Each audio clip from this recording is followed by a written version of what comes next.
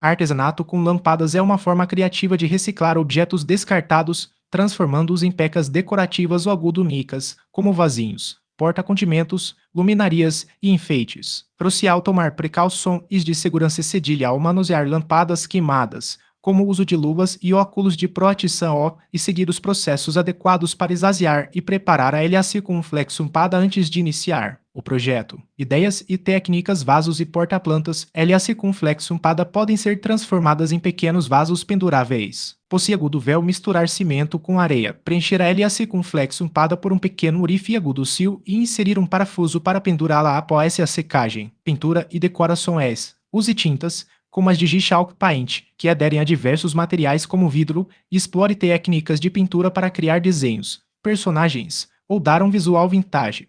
Lâmpadas. Enfeites temáticos. Com criatividade, crie decorações sazonais, como bonecos de neve para o inverno, ou outros enfeites que se adaptem ao seu estilo, como objetos de decoração surrealistas. O porta-temperos. Luminarias. Posse agudo véu. Revitalizar uma luminaria antiga, pintando a seu agudo pula ou fazendo desenhos com fitas adesivas e tintas spray.